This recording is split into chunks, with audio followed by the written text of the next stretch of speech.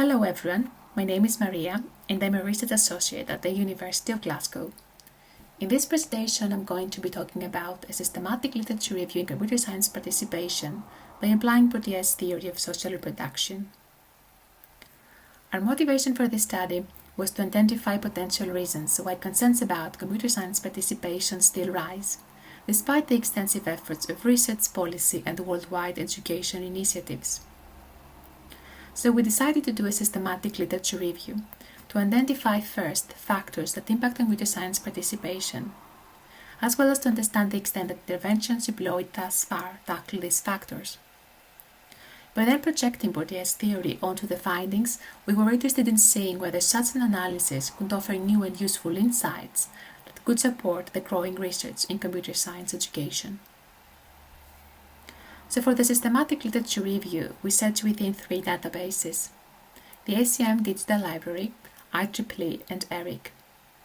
And to assess the relevance of the papers returned, we set specific inclusion and exclusion criteria, which we explain in detail in our paper, but the main rationale behind this was to include papers that empirically examine the issue of computer science participation.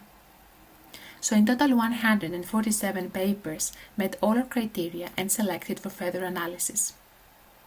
And we categorized these papers into two broad categories: papers that focused on identifying factors affecting computer science participation, and papers that designed and implemented interventions to tackle the issue.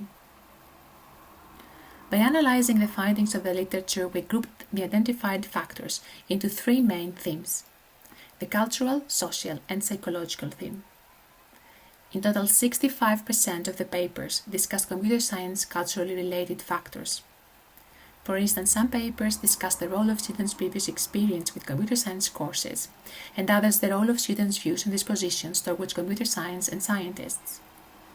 In total, 60% of the papers highlighted socially related factors, which reflect mostly the access individuals have to people that can support and enhance their participation in computing, such as family, peers, teachers, and role models.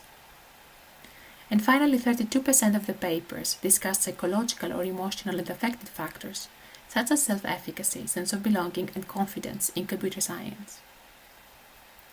Regarding the papers that implemented interventions, in total 41% designed an intervention that was implemented within school settings or university and college settings, while 59% of these papers implemented interventions in informal settings, such as summer camps.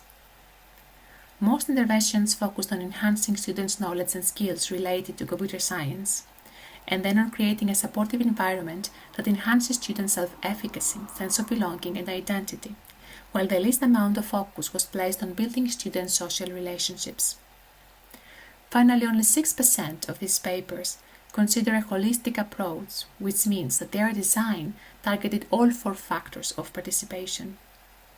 70% of the intervention papers targeted three factors, and 44% of these papers targeted two factors. So overall, the results highlight that even though participation in computer science is a multi-factor problem, most of the interventions we reviewed focused only on some of these factors. So after the systematic literature review, we brought our findings under Bourdieu's sociological theorisations. And the first thing we were interested in doing was to investigate whether the major Bourdieusian constructs and their underlying ideas align with our findings. So two of the most important Bourdieusian constructs are capital and habitus. The notion of capital refers to resources a person holds and can use to acquire some kind of goal or a benefit.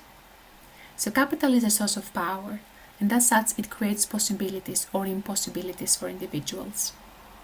And in the papers we reviewed, the individual's previous knowledge and skills related to computer science, their views, dispositions, as well as the social and psychological resources they possess, can be seen as capital forms they employ to engage and participate in computer science fields. And as we saw in the previous slide, the interventions papers we reviewed focused particularly on building students' computer science capital by improving their knowledge and skills in the discipline. Some papers designed and implemented interventions that created a safe space for students to enhance their computer science identities, self-efficacy, and sense of belonging, and therefore they contributed to building students' psychological capital. and other studies focused on building social spaces where students' relationships with their peers, mentors, and teachers contributed to their social capital. But apart from capital, individuals' practices and actions within a field are guided by their habitus. For Bourdieu, habitus is considered as a system of embodied dispositions that are the groundings of an individual's practice and behavior within a field. So habitus, as a structure of perception, influences individuals' sense of agency and possibility. Many of the research papers we reviewed have acknowledged the role of habitus in computer science participation. Habitus was mostly evident as a reflection of students' views and dispositions towards computer science fields and students' affect. And it was through providing mostly mastery experiences and culturally friendly environments and culturally responsive pedagogy that the interventions we reviewed tried to accommodate habitus. So to summarize, the computer science-related capital forms, along with the individual's habitus, influence their action, agency, and participation in computer science fields. And having established this alignment with Bourdieu's theory and computer science literature, we then try to explore what further insights we can get by this alignment. And the first insight stems from Bourdieu's conceptualization of habitus. As we said before, habitus is a set of embodied dispositions being formed in early stages of one's life and becoming apparent in one's thoughts and behavior. And according to Bourdieu, habitus lasts firmly and rigid and is resistant to change. Thus, accommodating or restructuring habitus may call for long-term interventions that provide stability to students' experiences, such as interventions implemented within formal education settings. However, in our literature review, we saw that the majority of the papers applied short-term interventions, whether within or outside formal settings.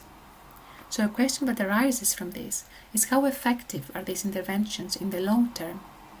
And several other questions can follow up, particularly focusing on the design of interventions that actually provide stability to students' experiences. The second insight stems from Bourdieu's notion of field. His notion of field provides a context for investigating the role of agents and their positions within a specific field, and particularly how an agent's position results from the interface between the habitus, the capital, and the field's structure. For Bourdieu, it is the field that regulates through rules what capital is valued and the legitimate habitus. And these rules may be imposed in the form of symbolic violence, which is a form of violence expressed through communication and language, gestures, cognition, symbolism, and meanings, imposed in a way that they are regarded as legitimate. So for Bourdieu, to understand inequalities in social spaces, the field's structure and its underlying rules need to be investigated. But from our literature review, we rarely found papers that started first with an exploration of the corresponding structures of the computer science fields before applying any kind of intervention. But investigating issues like how is the computer science field structured and what are the sources of underlying rules that influence agency in the computer science fields, and to what extent symbolic violence is part of computer science fields, how it is manifested and by whom it is produced and legitimized, are all issues that carry pedagogical qualities critical for the participation issue, and thus need to be further explored in each computer science field our students participate. So finally, while there is still research which continues to focus on changing students' capital and habitus in order to fit in the computer science fields, we have seen a shift the last years towards ways in which the field can be broadened to appreciate the already existing capital and habitus each individual brings into the computer science field. But without an in-depth investigation on hidden rules, their sources, and the power relations underlying computer science structures, it would be difficult to engender the changes that broaden participation in the field of computing. Thank you so much for watching our presentation. We are looking forward to your questions.